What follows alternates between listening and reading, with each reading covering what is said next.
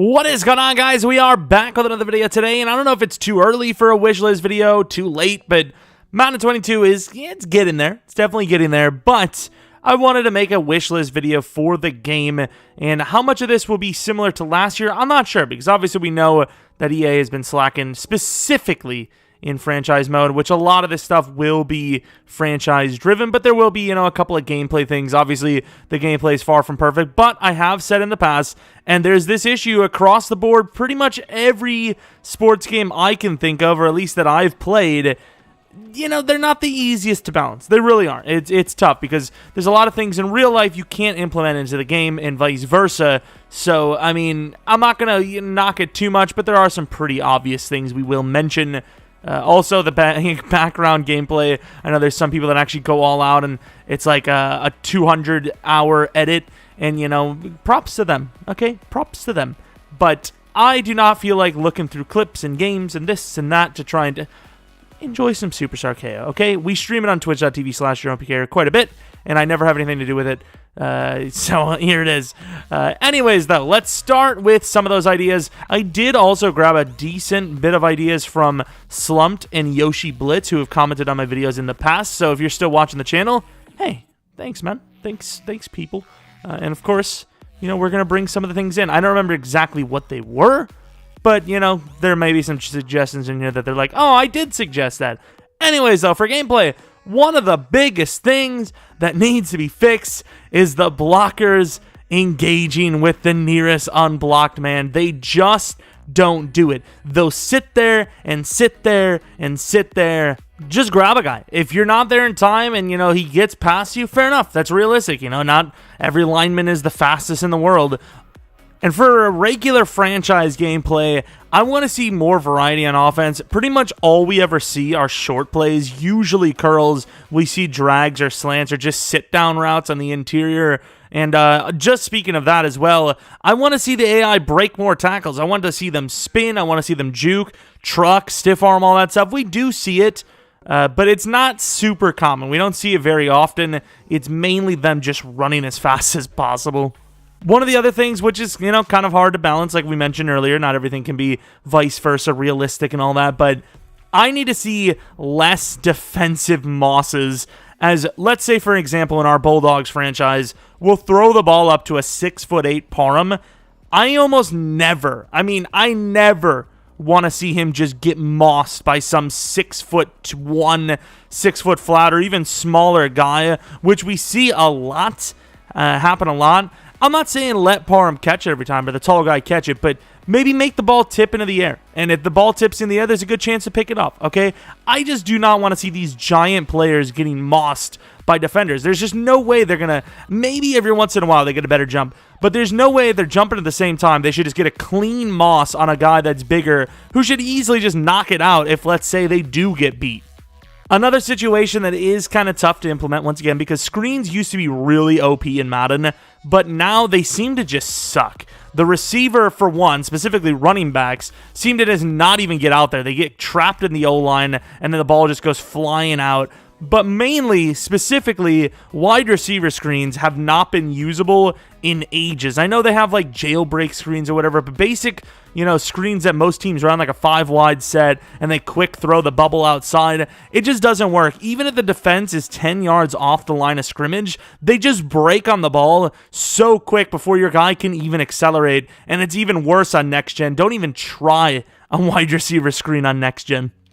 I'll talk about zones now, which they have improved in Madden. They used to be really, really bad, but zones still, if they're just not someone there for the defender to cover, they just don't make the smart play, especially on playmakers. If they're sitting in like a flat coverage and the guy they have gets playmakered upfield, they just don't react. I don't know if the guy just turns into a QB spy, but it just seems like they just sit there and watch the quarterback as the guy zooms by him. If there's no one around and you're playing a purple and your guy goes deep, cover him. If you're playing the deep blue and there's no one behind you and the guy's 15 yards downfield, go for him. The AIs, they just do not go for him, especially even, very high awareness, high play rate guys. It just doesn't matter. They're all alike. They just don't cover the wide open, obvious space that's near them, and they'll just be sitting in literal no man's land.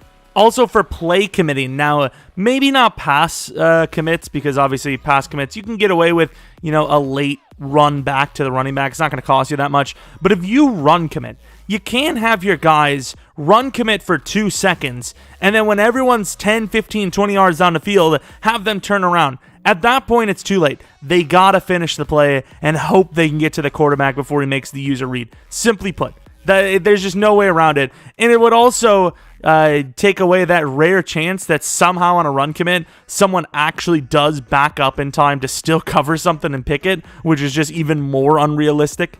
As far as main gameplay concerns, that's mainly the ones that I have issues with. Less in general, less predictable, animations. You can kind of see most of the time the way something's going to go. There's a lot of catch animations where I know if it's going to bounce directly off their hands automatically or not. There's just animations where you just know the outcome, similar to that. I think they got rid of it, but there was that one strip animation that was really long, but if you knew it was going to complete, it would come out every single time. You would never not fumble. You would never not fumble. Of course, for these, let me know in the comment section below if I miss anything as well, because there will be something I miss. Obviously, I'm not going to get everything. There's no one that's going to be like, yeah, pretty good job. You got every single one. There we go. We're all happy. It's just not going to happen. Now back to more franchise stuff, mainly franchise stuff anyways. We have the draft. It would be sick. Now, I don't know if it's going to be possible. There's going to be some things in here that I don't know exactly the ins and outs of it, how it works, because it would be randomized and all that. But imagine having an AI simulated mock draft, even if it was just for the first round, which a lot of people, that's kind of the main thing. The draft does drop in talent quite a bit. You're not going to usually find someone sick in the second or later rounds, maybe the second, but usually it's going to be normal dev guys you're going to have to develop. But imagine they did have a mock draft. Even if it was that first round, it would actually be sick. And if there'd be people, the problem is there'd be people complaining, why just the first round? Why not multiple? Why not the whole draft? But imagine having a fake article with 3 to 5 mock drafts NFL.com usually has, where they have a bunch of their analysts, do mock drafts and then people compare them and all that. It would be cool, because not even just that, you could see the varying results. You can see, maybe a hint at higher dev players. If, let's say, a guy that's, late first round projected on the scouting board is top 15 in 2 out of the 5 draft classes, or even 1 out of the 5, you can take that risk that, oh, maybe that person knows more than the others. That'd be so sick to have, that whole mock draft thing going in. And maybe even for some of the more casual players, they're like, hey, they're mocking us to take this guy. Maybe I should take this guy instead of who I wanted to go for. As we all know, instead of the much needed free safety, you're going to end up taking the wide receiver anyways. We also do need to see more variety of talent. There was no bigger issue than the offensive line talent, and not just the talent, but the hiddens obviously were a massive, easily the biggest draft issue, not even just draft issue, but development issue in franchise. You just couldn't develop a guy. I mean, you could develop them that they're normal, but you can never get them to star. You can never get them to superstar. You have all these defenders that are super easy. Upgrading for offensive linemen, you have all these archetypes: finesse style, power style, regular blocking, impact blocking, strength, awareness, all this stuff. Whereas a defender, if you have a power guy, you just, you upgrade power. You get a couple of speed, maybe an excel, you get power move, you go finesse, you get finesse and all that. Offensive linemen, you have all these upgrades just to try and get them good. And not even just that, but you can't dev them, so you're going against superstar, X-Factor abilities, and on offensive line, you're doing nothing. I will say, though, specifically tackle, the offensive lineman abilities are a bit OP, so maybe just dial those back if you're going to have, offensive linemen deving up chances, or you're just going to have better quality. Not even just that, but maybe a guy that's a guard, he's like an 86 strength guy, but he's really fast. There's some really athletic players coming out of the draft at more than just, linebacker or wide receiver. The offensive linemen are getting a lot more athletic as well, and it would be kind of sick to have one of those insane pulling guards. But speaking of more variety, one of the bigger issues for receivers, which, there has been a lot of really good receivers and they are pretty easy to develop, is the fact that guys that are really fast, let's say they run a 4.34, they have 95 speed, they just don't have any juke move. They have no juke, they have no spin. I would say Mason, honestly, they should all probably have about 80 kick return just for the speed if they're a fast guy.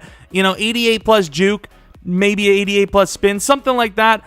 Or, jump ball receivers. There's so many guys that are like 6'4", 6'5", 89 speed with good catching, but his jumping is like 81, 82, 83. His spec catch is like 78 or something. You know how long it would take to develop a guy, for one, who's slow already to become a jump ball guy if he's already starting with such low ratings like that? Jumping, at best, you're going to get, maybe 4 or 5 upgrades through their whole career. So a 6'5" guy with 86 jumping and 89 speed, what's even the point? Like, honestly, that should be the base. 86 jumping would be like the low end. But I don't know, it just doesn't make a whole lot of sense as, you just don't have the variety there. It's like you want the fast guy, and that's all it is in Madden. You just want the fast guy, simply put. I imagine they will address it, but we also have to have less of the stacked positions. Like DT by far was the most I wouldn't say hype, but the most overabundant talent in the draft by far. You would have so many good DTs. Even in a weak class, they would be good. Obviously, most of their devs were pretty bad, but how many times we do a rebuild and there's like 4 guys that are past the 5th round that have a first round talent grade, and they're all in the 70 overalls. They're easily the most abundant in the first round, second round, and then the later rounds, they're like the best gems by far. It's not even close. Got to get it more spread out. Maybe certain classes do have the better DT, but mainly just not make it where every single class is a good DT class. I just want to see different varieties. Running back class is strong this year. Quarterback class is strong this year. Tight end is strong this year. I will say that's one of the things they did improve quite a bit. It's still lacking a little bit. Maybe more usable guys, more athletic guys, because that is kind of the trend is, faster, more athletic tight ends rather than just clean blocking guys. But, they definitely did better on the tight ends. Used to never be able to get a tight end. Now, there usually is 1 or 2 decent tight ends at draft. Now, it is more fun, especially when you're a user, but unless they're going to force the next-gen gameplay, which, once again, I have in the past said they probably do need to do this because using a middle linebacker is really, really OP. They have that slow agility type of change of direction thing for next gen, which is, it's annoying, but it is realism. It's more realistic than just being super fast, change direction all the time of last gen, but it's just not as fun. But they do probably need to lower down the amount of 4-4, 4-5 receiver linebackers anyways. There's just so many fast ones. I know there's a lot of fast ones in real life, maybe 3 or 4 a class, but we're talking about like 7 guys that are running in the 4-5s every single class for Madden. Maybe lower them down a little bit. I don't know. Maybe it's not that big of a deal because you do have to develop them still. But it would be nice to see a guy that is like, he's a 4.68, but he's super strong. He's like 92 hit power, and he's out the gate like 75 or 78 block shed. It would be sick to see those different styles, but usually you just want to go with the fast guy no matter what. It would be cool to see better scouting as well, like if there was strengths and weaknesses for the player, not just straight up, okay, they have A- impact block, B+ run block, stuff like that, or a running back where it's like, what type of offense would they be good in? Would they be good in a West Coast power or the vertical zone run? Or if they had the analysts say, I'd like a team to draft, I'd like to see this team draft them. And if you look at that and you're like, hey, our team's actually similar to them, maybe that would be a good fit for us. I'm not exactly sure, but just more of that, like, inclusive kind of stuff that, it adds more to the gameplay. Of course, if we're going to talk about all this scouting stuff, you got to talk about an actual scouting combine where you could, watch the prospects. You could also go the cheaper route. Instead of having, individualized people, come out there, the guy that actually looks good. Because obviously, let's be honest, people are going to complain like, oh, well, this guy's a black quarterback, but yet it was a white guy running. Which, yeah, that's bad. Don't get me wrong. It's a AAA company. But, people are going to complain about that stuff. Go the cheaper route. You could just have a simulated silhouette similar to what NFL.com or, NFL Network does for when they compare, 40 times from previous years. They do that like silhouette, and then they have them like running simulated runs against each other. You could easily do that. You could easily have a silhouette, just like a shadowy character. You can't really see who they are, and they just, they run the drills and all that, and you just match it to what their rating looks like. So instead of, you being able to see their 40 time and all that. You would actually have to attend, and then after the event is over, which you could skip if you wanted to, you would see all the ratings and all that, obviously, which would be really, really cool. It would also be really cool to see if you could meet with some of the prospects, like, teams do in real life, and ask them questions. And if you ask them the right stuff, you could reveal stuff about their ratings, or even something really crazy, like, maybe even their dev, depending on something you ask of. Obviously, it wouldn't be a super common thing, but just like a random question, or maybe even a question that says that they're injury prone or something. I don't know, like they're like, I love playing basketball in my spare time, but I do find myself going up for dangerous dunks. I don't know, something a little more, once again, like that, just interactive. So you're getting a guy that has more personality than you're creating. Typically you have to create the persona, the personality, but if you get to meet with them and, get different ratings based on the questions you ask or something like that, would be kind of sick. Just in general, to be able to reveal ratings in a different way than just clicking a few times and, there's the scouting report, or just more abilities. I don't like, because at the end of the day, you shouldn't be able to really scout the entire class, right? Or maybe you should, but it would be cooler to, invest more in a couple of players rather than having everyone with a really broad stroke. It would be nice to be able to invest in maybe 4 or 5. Once again, that's how you would do it, actually. You would grab, maybe 3 to 5 guys you get to meet with, maybe per draft, and with those guys, you get 5 ratings instead of 3 or something like that. I don't know, something like that where it would be more interactive, which would be really insane. And then obviously, it's not the biggest thing in the world, but it is for real life. It's one of the biggest things that, everyone always looks forward to, is the actual NFL draft. It would be cool to see players go up and grab their jersey and take a photo with the commish. That's pretty much all you would need to do. You don't have to have them in the back room sitting there and, that and this, and you don't have to have it where, there's analysts talking about their strengths and weaknesses and all that. You could literally just have it where the player goes up, it's, it's just the silhouette, because once again, it is in the game. I would imagine it's too hard. The players all have their player build when you're drafting them. You just have them walk up to the commish, and worst case scenario, if you want to have the, strengths and weaknesses, you just put their scouting card up there with their 40 time and all that and whatnot, if you really wanted to, just to make it, oh damn, they landed a really good player, rather than seeing, oh, the Bengals took a 76 overall corner. That's kind of cool. It'd be like, hey, he was a 4.34 Heisman winner. That would be kind of sick, wouldn't it? Now for basic, kind of general franchise stuff, mainly like franchise features rather than events, kind of like, the draft and the combine and all that. But Trade Finder is still probably one of my number one features, as it does add a variety to the types of trades you would see, but also it does allow the more casual player to kind of get into franchise and get better value for players without knowing the ins and outs or the meta of franchise. Obviously, we have a lot of times where, in our Rams league, someone will try to get fleece, which is obviously, well, they're not going to try to get fleece, but someone tries to fleece someone, and obviously we do have a voting system, but still, times they do get through where it's not the greatest of value. But if you have a Trade Finder, if someone asks you, hey, would you mind parting with Keenan Allen for a first-round pick, that player can go in, look at the Trade Finder, see what the Trade Finder says, and it's like, okay, Keenan Allen's worth a first and a fourth. Sure, if he doesn't want to do the fourth, I guess it's fine. I guess it's fine. But, you want to see the best value you can get. And once again, there's times where you're just like, I don't see the trade. I don't want to get rid of this guy or that guy. You can throw it in, and you can also see the baseline rather than just like, oh, damn, I just traded 2 firsts for a guy that would have been worth a first and a third, NBA has had this, from my understanding, at least a decade now. When I used to play the association, which I believe is what they call it still for franchise mode, they had Trade Finder on there. It wasn't perfect. If anything, it was actually kind of harsher.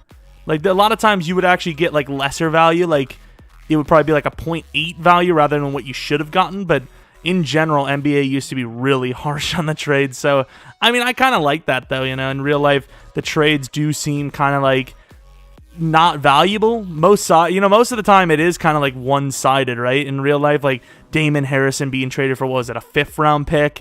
Things like that. That's kind of one of the throwbacks I think of, but there's a lot, DeAndre Hopkins for a 2nd round. It does happen like that a lot. I also think that they should extend, maybe not even just superstars or X Factors, but just extend the traits a bit rather than just having an aggressive or a possession or a run after the catch, stuff like that traits. They should have more traits that are, kind of like passive. It would be kind of like an actual ability, like a superstar and X Factor ability, but it would be lesser, where let's say a quarterback having the leader trait. It means they give a boost to players and, maybe better pass blocking, but maybe there's some negative ones. Maybe there's not negative, but let's say superstar, let's say it's a quarterback and it's a superstar, or diva or something. I don't know. It's like they get a plus bonus to themselves, but their players around them get a negative because obviously it's kind of all about them and the players don't feel loved. Something like that would be kind of sick. Or, like a running back that loves pitch plays, it's, I don't know, like pitch guru or something, or I don't know, pitch god, and their offensive line, their lead block is boosted or something like that. Obviously, some sort of correlation, or, a left tackle that's like franchise tackle, and it gives the quarterback a +5 to, throw under pressure, because, obviously he's a franchise tackle. He doesn't have to worry about that side, and it gives him more comfortability. I don't know, but it seems like a pretty, easy no-brainer addition, right? Which also ties into my next one, which would be, instead of just players getting breakouts during the season for DevOps, maybe do it for just XP, or in general, once again, we were just talking about these traits. If a wide receiver thinks he's the #1 guy on the team, getting the most yards, catches, or touchdowns on the roster for either the game or the season, and, the wide receiver gets the wide receiver leader trait. Or a quarterback thinks he's not getting enough, credit for being clutch. If he has a 4-week span to get, 1 or 2 fourth quarter comeback wins or something like that, he gets the clutch trait, which gives him, a +4 or +3 to ratings in the fourth quarter. It's very sick to, thinking about how cool that could be with all the different, traits they could add. I mean, the possibilities are really endless. Like, they could have an Iron Man one, kind of like, Favre would probably have that. But, and they can obviously spawn these in, you don't have to just earn them. Guys like Mahomes could have some of these traits, or, wide receivers like, Hopkins or Devontae could have, the traits right out the gate. But, like an Iron Man trait where an injured player comes back early and he plays 75% or more of the snaps for the duration of, his early return, he gets the Iron Man trait, which makes it harder for him to ever get injured again. Or, I'm not 100% sure. And obviously you could lose the traits with, an injury, a big injury or something like that would lose the Iron Man trait, or something like, the quarterback's the leader, but, he throws a bunch of picks. You're not really the leader anymore if you're throwing a lot of picks, because people just don't believe in you as much. One of the other bigger things that they should add, which I don't know if that's like an infrastructure for the game type thing, which, in NBA we're, kind of comparing the two, because, that association mode is, I wouldn't say on the come up, but, they have some things in there for a mode that's quote unquote dead that are actually pretty good, but, they also don't have a really big trade slot limit. We only get 3 picks, 3 spots you can trade, like a player and 2 draft picks. We need at least 5 at minimum. I think you could really make the argument for even more, but I think 5 should be the bare minimum, because we see so many 2021, 2022, 2021, second round, and then, it's usually 3 to 4 picks minimum, and then a player. So it'd be nice to see more, trade slots, obviously, so then you can, have as many as you want. I wouldn't say, a 3-way team trade thing. Those aren't super common, and it's really just not worth implementing, in my opinion. But also more morale things, like if a really big name player gets traded, maybe the morale breaks because, people just don't believe in the team anymore. You just traded our best chance at making the playoffs. I don't really believe in the team that much. The morale drops. Or if a guy's on a contract year and he gets traded, there's another guy in a contract year that you haven't, signed yet, and he asks you a question, and, usually they'll be like, hey, if you win, you get a percentage if you lose. But let's say every week he's not, signed, he drops 2 morale or something like that. I don't know. It's just stuff like that. So once again, it's more interactive rather than just okay, I got a breakout, I got a contract, that's it. They ask you about, oh, we're playing a X Factor this week, but that really doesn't matter, and no one really cares about that. And even then, it's not even interactive, right? If you have something like Aaron Donald, limit him. As long as you win, you get the XP or whatever. It doesn't matter how well they play, as long as you win. That's all that matters, is winning. It's oh, well, he's a tough guy to stop, and he smoked us, but we won, here's some XP.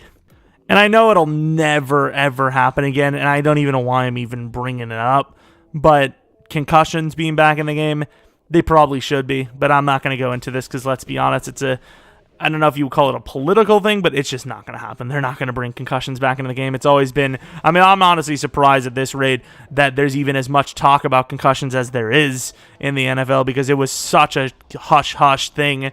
Who knows the kind of evil stuff that was going behind the scenes to try and keep that closed door, from the NFL, getting that leaked out. But if you want to go with other scenarios, like kind of harsh RNG things, but maybe you can counter with like really good, stats or something like that, a really good season. But you could have it where like a guy is, drops morale or something because he's out partying all weekend. Obviously, it would be, kind of a PG thing for doing coke or something, becoming addicted to drugs or, getting suspended from the NFL. Or if they lose interest in playing football or just not believing in the team or something, and, you want them to either want to get traded or they might retire. I know it's a little harsh, but we need more of the human personality or the human side of things for the NFL. As we all know, there's some bad stuff off the field that people get into that loses their career or just people losing interest or their life changes and they, like Rodgers, it seems like, I don't know if it actually is his like new up and coming wife doing all this, but like, things change in your life and it just completely throws you off.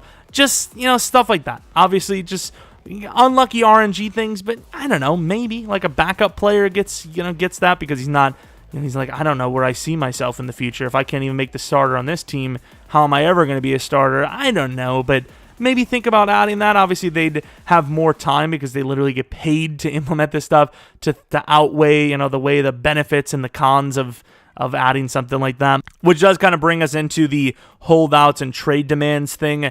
I don't know if that's something they can really implement, how you would make the argument for that. Maybe you somehow correlate that to contract and stats. I don't know, but, holdouts and trade demands are very common in the NFL now, so it would kind of make sense to do that. Once again, there probably should be some way to turn that around. Obviously, a holdout, you just pay them a ton of money, and most of the time it probably just it works out. I think even Rodgers, if he was paid league best, he would already be back. And then with trade demands in general, money usually is a pretty good motivator. But if you don't add, let's say, if you don't get your team overall up in the next offseason, they guarantee a demand or they hold out and nothing gets them back on the team. But some sort of implementation for that just probably has to exist because it's once again a huge part of the real NFL, way. And I won't really talk too much about coaching stuff because it seems like they're actually adding quite a bit to coaching for Madden 22, so we'll see. But coaching traits in general would be nice because no one really pays attention to coaches. There's a lot of people even in our league where they just don't even remember that they have coaching XP because it's like, it doesn't really matter. Like the XP things, I'm pretty sure are just for training. It's not even for like, actual gameplay. I think it's just for practices. But coach stuff where, like a better coach can motivate his players in the fourth quarter, like a clutch coach thing or, stuff like that. Like an audible coach, something, something with coaches for traits that you can earn. So then coaches aren't just completely irrelevant in Madden. You have a just random coach that it just doesn't matter, right? Which could also play into, the scout. Maybe if you have a really god-tier scout every once in a while, or even once a draft, a guy's like, hey, I really, really like this guy in the 5th round. You should really take a look at him. And, maybe he has a really sick trait or, he has a dev trait that's really high every once in a while, but like he's really fast or, I don't know, he has some trait that you don't see on paper, like a really high spec catch or something like that, the worst coaches wouldn't get, the good or the bad coaches rather than like the expert coach. Now we move on to better stat tracking, which the number one thing that just has to exist that somehow hasn't been in Madden franchise is pressures. You have to have pressures in Madden 22. There's just no way around it. You just can't tell how good a player is without the pressures. You really can't because the sack numbers are all over the place in Madden. You have guys that are really god-tier players, 95 plus overall that come up with 5.5 sacks. You're like, oh, wow, they sucked. But like, even if you don't want to throw in double team numbers, if they at least have a high pressure, it's like, okay, yeah, they did generate a lot of pressure, fair enough. But other things like, targets and yards allowed for defenders, or targets and catches for receivers, they need these things, instead of just being for breakouts, oh, get this many catches, or, oh, get this many sacks. You could have that as one of the things. Oh, I don't know. I can't really think of what's the best way to do it, because I'm trying to think of the numbers, but instead of straight up 2 sacks, you get 2 sacks or 5 pressures, something like that. Or for a cornerback, instead of it just being somehow tackles for a loss, pass deflections or picks, which aren't easy, the easiest things to get, it could also be hold your opponent to a 33% catch ratio. If he gets targeted 3 times and he catches the ball 1 time, you win the thing, right? Because getting picks or deflections or tackles for loss doesn't really, show how good a corner is.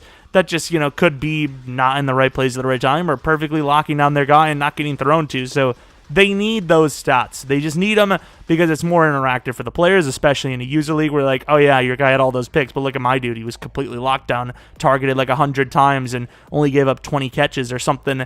They need that stuff. They just have to have that stuff, because it's just not even only just a not realistic standpoint, but it's just not a fun standpoint.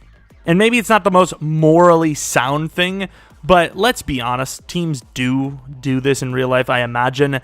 But just like in NBA, they at least used to have it. I don't know if they still have it, but off-season focus training where you can choose a couple of guys to mold them into a different player. Let's say, you wanna have a running back that's he's decent trucking. He's 82 trucking, 90 juke move. He's 215 pounds. But you want him to gain some more pounds to be a little bit stronger, he gets a +4 to strength or a couple of trucking with that. You tell him to gain 15 pounds in the offseason, he would gain the weight and gain that, but he would lose maybe an speed or a 2 excel or something like that. Or you can have that with a lot of players, vice versa. You have a 305-pound right guard, but you want him to lose some weight because you want a more pulling scheme. You lose 10 pounds, he gains a couple of speed and all that. You could have a lot of ways to work with this, and once again, it'd be really cool to change players up, and you got a 225-pound linebacker or a safety, and you want him to be a linebacker, they gain 10 pounds, and then you can move him down to linebacker, stuff like that.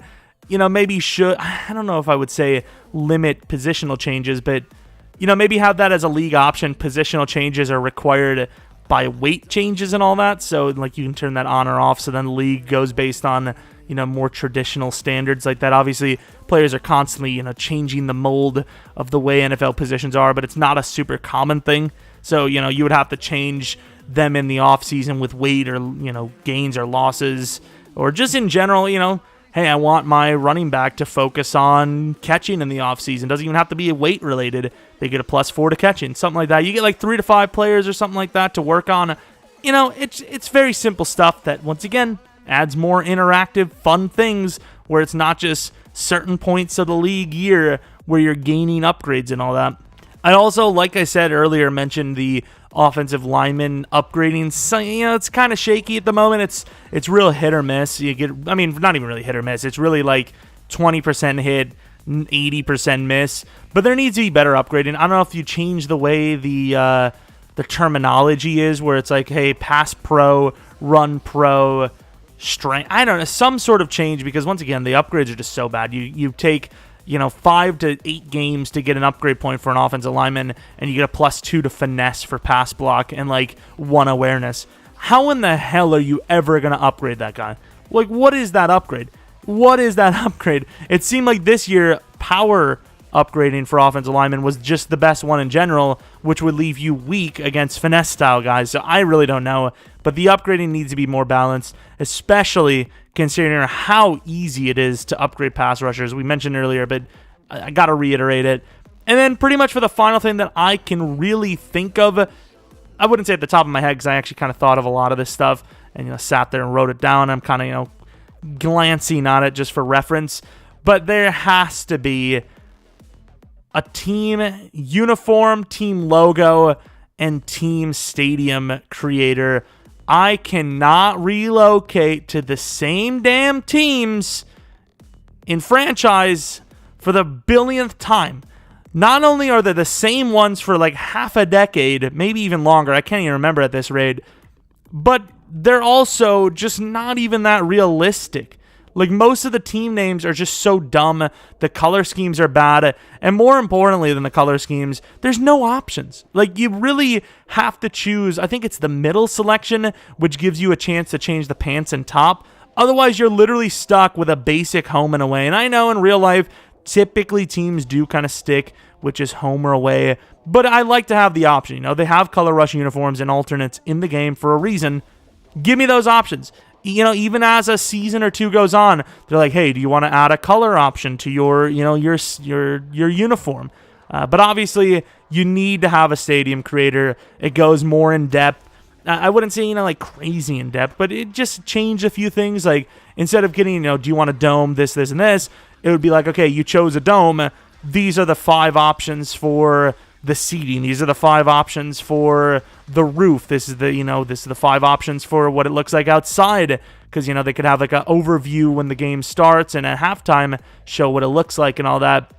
This is what it looks like. You have options for like a statue on the inside, for banners and all that.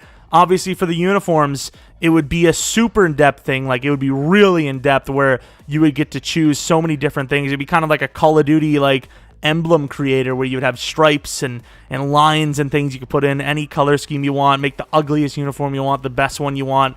It doesn't matter because it's your franchise, right? At the end of the day, it's franchise mode. It doesn't have to be the most realistic thing in the world. If you want it to be, you can. If you don't, you don't. For the emblem, I will say it is going to be a little bit tougher because people are going to abuse that and they're going to put a bunch of cocks and balls. There's just going to be honest. There's going to be the London Cocks and Balls team, and you're just going to have to accept that, unfortunately. Or, I don't know how hard it is to implement, you know, something that's like, you ban that, but, you know, don't let other people ruin it for us. Like, it would be sick to have our own logo, maybe even a website. You know, hosting a website doesn't cost that much. I don't even think it would cost that much to develop, but just a website where you can, you know, create it and then upload it to your franchise. And in general, speaking of websites, they probably should have a website for creating rosters. Imagine how much easier it would be to have the names and stats inputted on with a computer. It'd be so much easier. But regardless, to my knowledge, unless I'm forgetting something, which I once again probably am, that is my Madden 22 wish list. Once again, let me know in the comment section below if I blatantly missed something, which once again I would probably have done. But I think this is a pretty good list, and I actually really like a lot of the things we have here. Let me know if you really like or really hate something. And once again, you gotta let me know if I forgot something big. Or just in general. It doesn't even have to be big. It could be something really small that you like, that, you know, that is in a past Madden game or something you've always wanted. Let me know in the comment section below, because maybe I could add it to the pinned comment, or, you know, maybe that's something I could talk about further in the future. Regardless, though, thanks for watching this long, basically, EA rant video. Hopefully the background, you know, video, if it is Superstar KO, whatever it is sufficient enough for your liking. And that's pretty much it. If you guys enjoy Madden franchise and you enjoy me complaining about Madden franchise sometimes, maybe leave a like, subscribe if you're new. Follow me on Twitter, Jeromepkr, second channel Jeromepkr Plays, and twitch.tv/Jeromepkr if you can't get enough of me. Anyways, thanks for watching. Hopefully you guys come back for next video. But until next video, see ya! How is he going to tie this to the boat? This is the new boat. Kid, that's your boat. This is my boat. Tree in one arm, fat bitches in the other. What? Like, this is the definition of me bringing in like a 12-pack of soda into the house. I'm a child. I explore. Oh, he's got tattoos. This kid's freaking wild, and someone needs to put this kid in the Scared Straight program. That just looks like Uncle Tim when you're like taking a bath. Uncle Tim, get out! I'm naked. That's the best part. I'm not gonna. No. Whoa! Found it. Slow down, boy. That's what we're hunting?